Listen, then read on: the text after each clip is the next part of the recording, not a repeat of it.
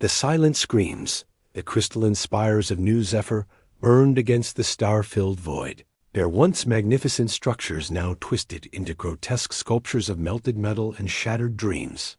Ambassador Lyra Stellaris pressed her four-fingered hand against the observation deck's transparent aluminum, watching as the last evacuation ships fled her homeworld.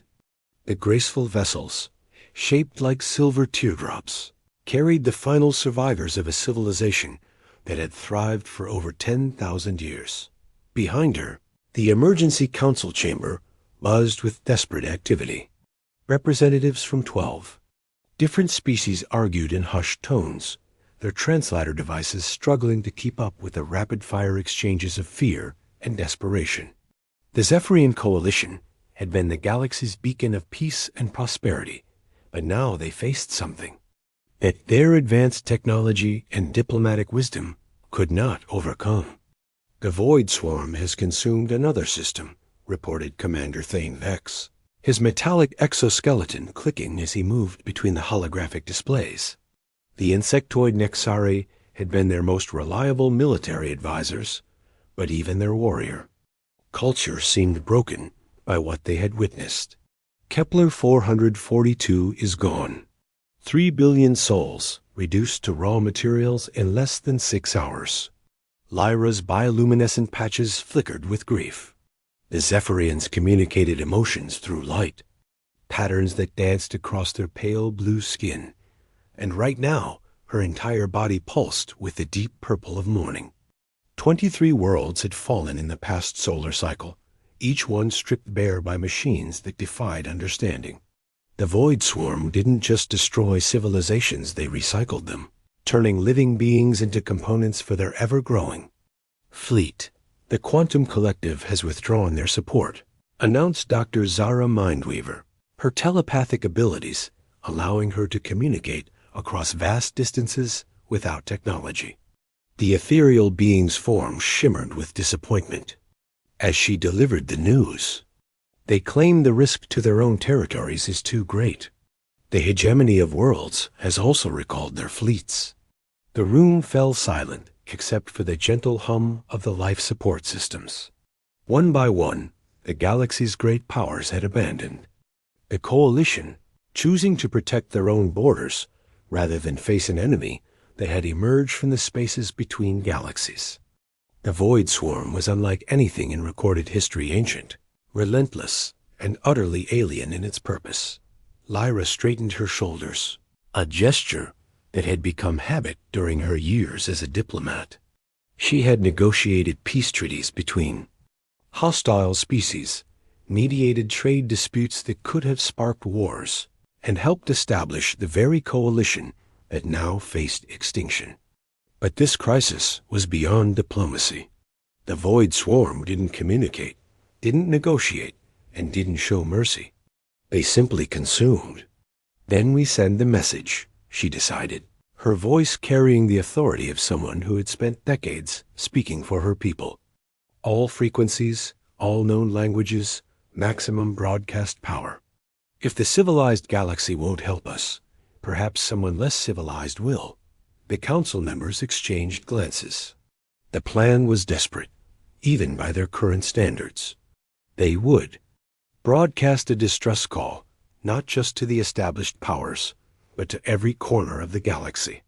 This included the primitive species on the outer rim, the developing civilizations that advanced races typically ignored, and the isolated worlds that had been deemed too dangerous or insignificant to contact. "Ambassador," Commander Vex said, "carefully, some of those species are barely spacefaring. Others are known to be aggressive, territorial, or unpredictable. We could be inviting a different kind of disaster." Liara's patches shifted to the golden yellow of determination. "Commander, we are already facing disaster. The Void Swarm will reach our core worlds in 72 hours. If we're going to die, at least let us die knowing we tried everything."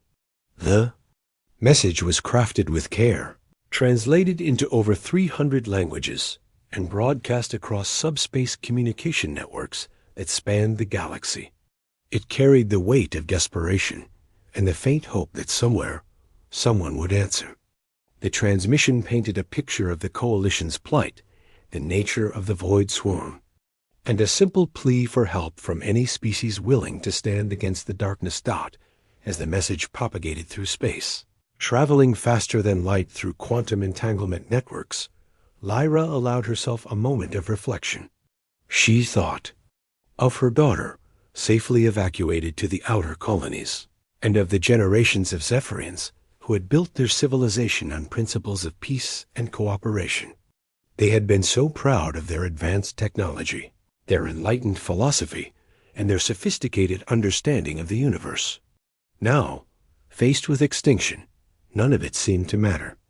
The first responses came within hours, and they were exactly what the Council had expected. The Galactic Assembly offered their condolences, but refused to commit forces. The Trade Federation expressed sympathy while quietly rerouting their shipping lanes away from Coalition space. The Psi Corps promised to remember the Coalition's contributions to galactic civilization, a statement that felt uncomfortably like a eulogy.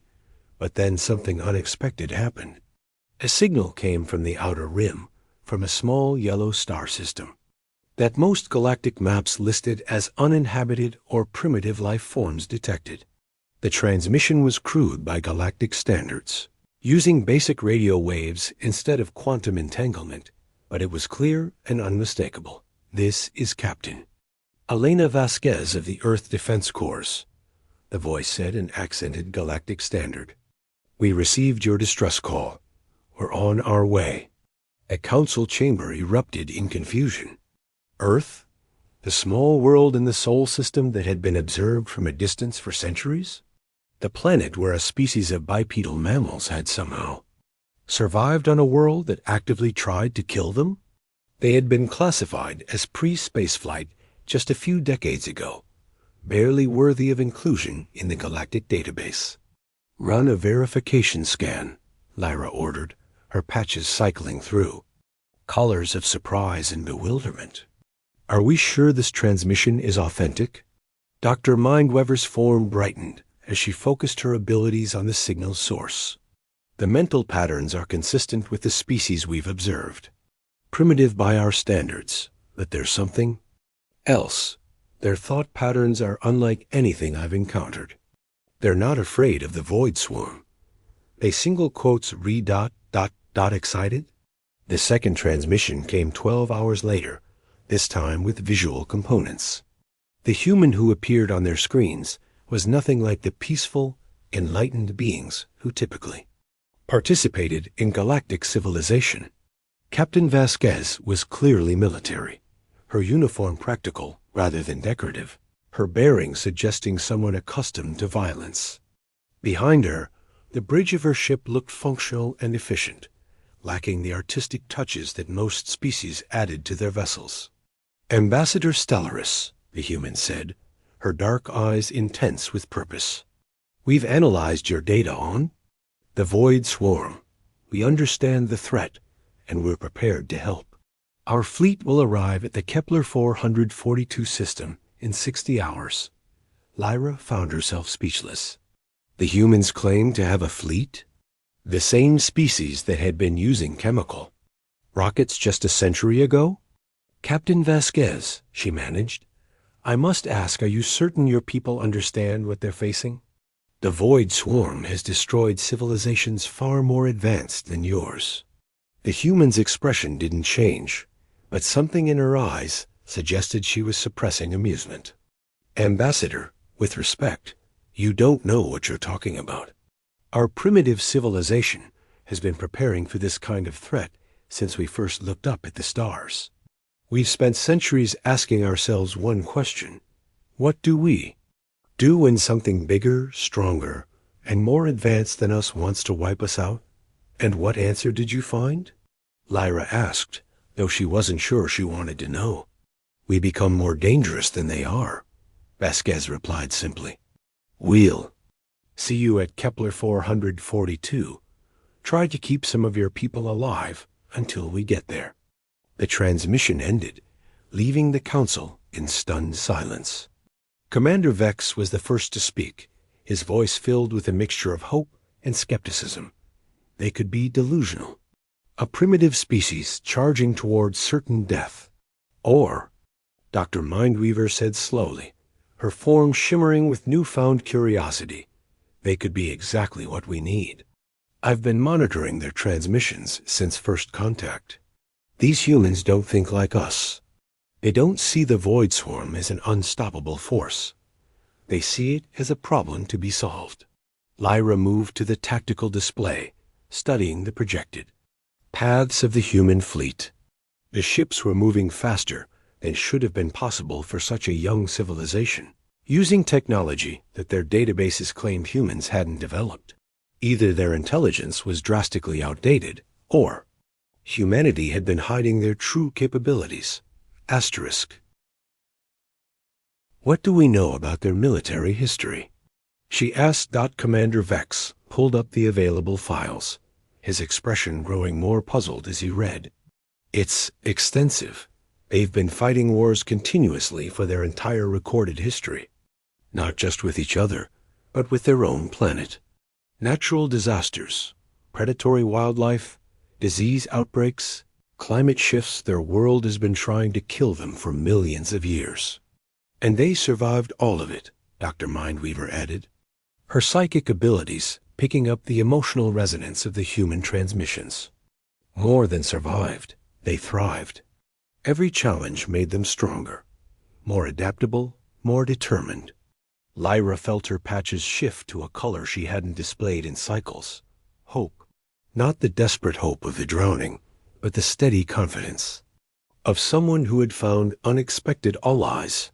Perhaps the galaxy's greatest mistake had been dismissing humanity as primitive.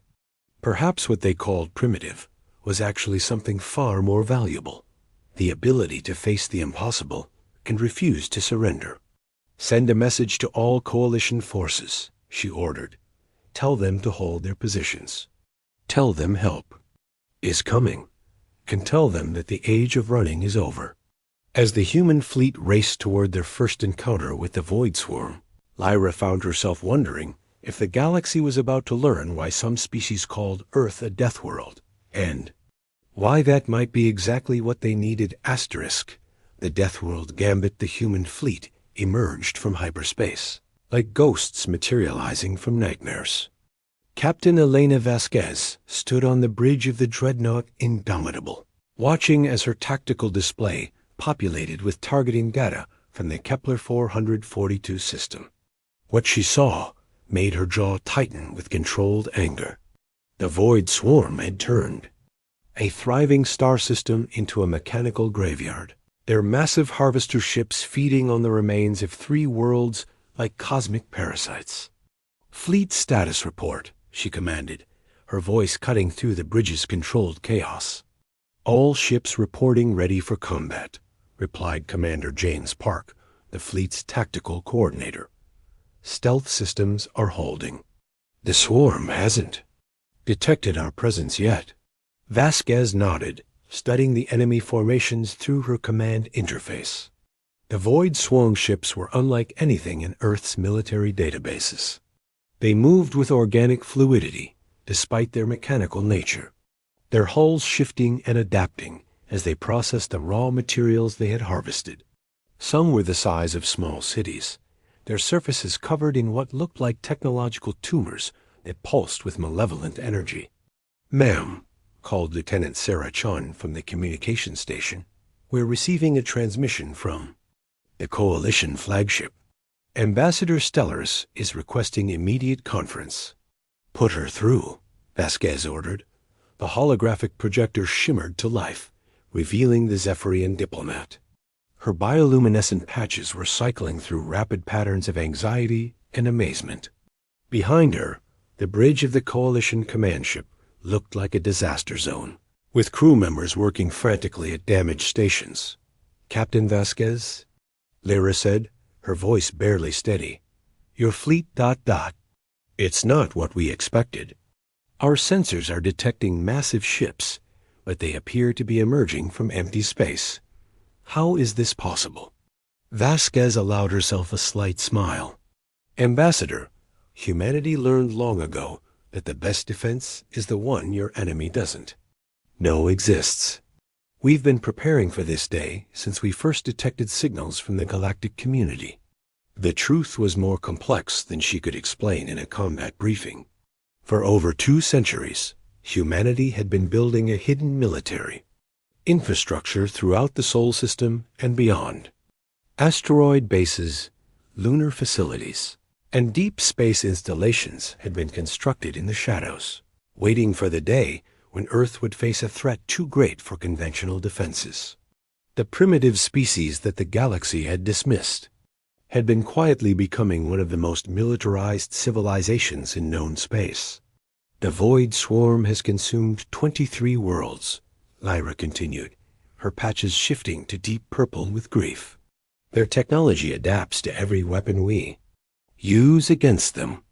Energy weapons become useless after the first few shots.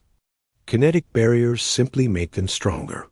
We've lost entire fleets trying to stop them. That's because you've been fighting them like civilized beings, Vasquez replied. Humans stopped being civilized a long time ago. We're apex predators from a world that spent 4 billion years trying to kill us. We don't fight fair, and we don't fight clean. General Marcus Chun's voice crackled through the comm system from the Fleet Command Center. Captain, we've completed our tactical analysis. The swarm ships are impressive, but they have the same weakness as every other apex predator. They've never faced anything more dangerous than themselves. The general's assessment was based on centuries of human military doctrine that had evolved from endless conflicts on Earth. Humanity had learned to fight against superior numbers, better technology, and overwhelming odds. They had developed tactics that emphasized unpredictability, adaptability, and the willingness to sacrifice anything to achieve victory. What do you need from us? Lyra asked, her patches shifting to the golden yellow of desperate hope. Stay back and try not to get killed, Vasquez replied bluntly. We're going to show the Void Swarm what happens when you threaten a Deathworld species. The human fleet began to move, their ships separating into attack formations that looked chaotic to observers, but followed patterns that had been refined through countless simulations. The ships themselves were brutal in their efficiency, built for war rather than exploration or diplomacy. Their hulls were covered in armor plating that had been tested against everything from asteroid impacts to plasma weapons. And their weapon systems included technologies that most civilized species had abandoned as too dangerous or unpredictable. Commander Park's voice echoed through the fleet channel. All ships, commence Operation Deathworld. Remember, we're not just fighting for humanity. We're fighting for every species that refuses to kneel to extinction. The first wave of human fighters launched from hidden bays, their sleek forms accelerating to attack speed with brutal efficiency. Lieutenant Maria Santos led her squadron toward the nearest swarm harvester, her fighter systems locked onto the massive ship's sensor arrays. The coalition forces watched in amazement as the human craft moved with precision that bordered on the supernatural. Interceptor Squadron Alpha, commencing attack run, Santos reported, her voice calm despite the magnitude of what she was about to attempt. Target is the primary harvester. Let's see how these things handle some good old-fashioned human ingenuity. The Void Swarm responded to the attack with mechanical precision, their ships rotating to bring weapons to bear on the approaching fighters. Energy blasts filled the space around the human craft, but the pilots had trained for this exact scenario. They moved in patterns that seemed random, but were actually based on the flight paths of Earth's most elusive predators, making them nearly impossible to target effectively. Santos triggered her weapon systems, but instead of the energy weapons that the swarm had learned to counter, her fighter unleashed a barrage of kinetic projectiles. The bullets were made from materials that the swarm had never encountered, forged from metals that existed only in the hearts of collapsing stars. They tore through the harvester's hull like paper, causing damage that the ship's adaptive systems couldn't immediately repair. Direct hit, Santos called out. The target is bleeding atmosphere. Whatever that hull is made of, it doesn't like depleted uranium moving at 0.95 light speed. The swarm's response was immediate and terrifying. The damaged harvester began to change, its hull shifting and adapting to counter the kinetic attacks. But the humans had anticipated this. As the ship's defenses adapted to bullets, the fighters switched to missiles. As the defenses adapted to missiles, they switched to particle beams. The human doctrine was simple. Never give the enemy time to fully adapt to any one tactic. Captain Vasquez watched the engagement from her command bridge, her expression cold with professional focus. General Chun, initiate Phase 2. Time to show them what a real predator looks like. The Indomitable and its sister ships moved forward, their massive forms emerging from stealth like ancient sea monsters rising from the depths. The human dreadnoughts were armed with weapons that violated several galactic treaties, technologies that civilized species had agreed were too dangerous to deploy. But humanity had never signed those treaties, and they had never agreed to fight with honor when survival was at stake. Firing main batteries, announced Weapons Officer Taylor, her hands dancing across controls that would have been familiar to any human soldier throughout history. Target the largest harvester. Let's see how they handle a full spread of relativistic kill vehicles. The dreadnought's main guns fired projectiles that were barely larger than soda cans but carried the kinetic energy of small asteroids. They struck the swarm harvester with impacts that lit up the void like miniature suns, each hit punching through the ship's hull and carrying massive chunks of debris out the other side. The void swarm began to adapt again, their ships clustering together to present overlapping fields of fire. But the humans had fought this kind of battle before, against enemies that outnumbered them and outgunned them. They had learned that the key to victory wasn't superior technology or numbers. It was the willingness to do whatever it took to win. All ships, implement Omega Protocol, Vasquez commanded. The human fleet suddenly changed tactics, their ships accelerating directly toward the swarm formation. To the watching coalition forces, it looked like a suicide run. But the humans had calculated every angle, planned every maneuver, and accepted every risk. The first human ship to reach the swarm formation was the heavy cruiser Vengeance. Instead of trying to fight its way through the enemy ships, it triggered its self-destruct sequence at the exact moment it reached the center of the formation. The explosion tore through a dozen swarm ships, but more importantly, it scattered the debris field in a pattern that blocked the sensors of the remaining vessels. In the confusion that followed, the rest of the human fleet struck like lightning. They had turned the battle into the kind of close-quarters combat that humans had perfected over millennia of warfare. The swarm ships were designed for long range, harvesting and systematic destruction, not for the kind of brutal, personal violence that humans brought to every conflict. Admiral Stellaris watched the battle from her flagship, her patches cycling through colors of amazement and terror. "They're not just fighting the swarm," she whispered. "They're hunting them." Dr. Mindweber's form shimmered with new understanding. "I can sense their thoughts during combat. They're not afraid of dying. They're afraid of failing. That's what makes them so dangerous." The battle raged for 6 hours, with the human fleet systematically dismantling the Void Swarm's formation. They used tactics that would have been considered war crimes by galactic standards, deployed weapons that civilized species had banned, and fought with a ferocity that turned the Void into a battlefield worthy of humanity's bloody history. When the last swarm ship was destroyed, its harvested materials scattered across the system like a metallic nebula, the human fleet regrouped around the coalition survivors. The casualty reports were sobering. 20% of the human fleet had been destroyed or severely damaged. But they had achieved something that the galaxy's greatest military powers had deemed impossible. They had stopped the Void Swarm. Captain Vasquez opened a channel to the Coalition flagship, her uniform torn, and her face streaked with smoke from a console fire on her bridge. Ambassador Stellaris, this is Captain Vasquez. The immediate threat has been neutralized. We're transmitting tactical data to your fleet now. Captain, Lyra replied, her voice filled with something that might have been awe. How did you know?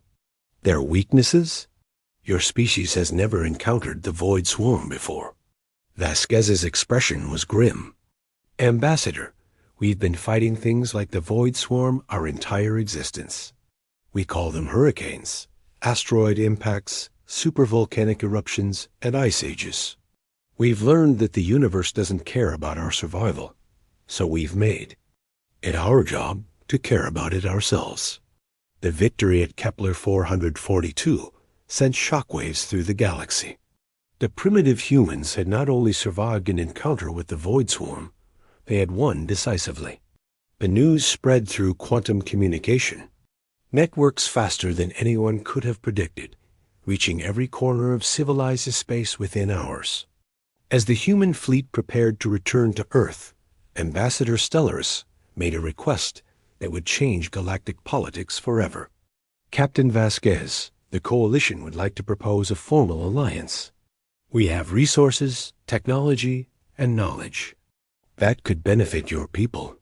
In return, we hope you might consider helping us rebuild our defenses. Vasquez considered the offer for a moment and nodded. Ambassador, humanity has always been stronger when we work together. But understand this. If you become our allies, you become part of our pack. And humans protect their pack, no matter what the cost. The age of human isolation was over. The Death World species had announced their presence to the galaxy, and nothing would ever be the same. As the human fleet disappeared into hyperspace, heading home to report their victory, the surviving Coalition ships began the long process of rebuilding their worlds. But they would never again make the mistake of underestimating the primitive species from the small blue planet in the Sol system. The galaxy had learned a hard lesson. Sometimes the best solution to an impossible problem is to call the species that doesn't believe in impossible. Asterisk.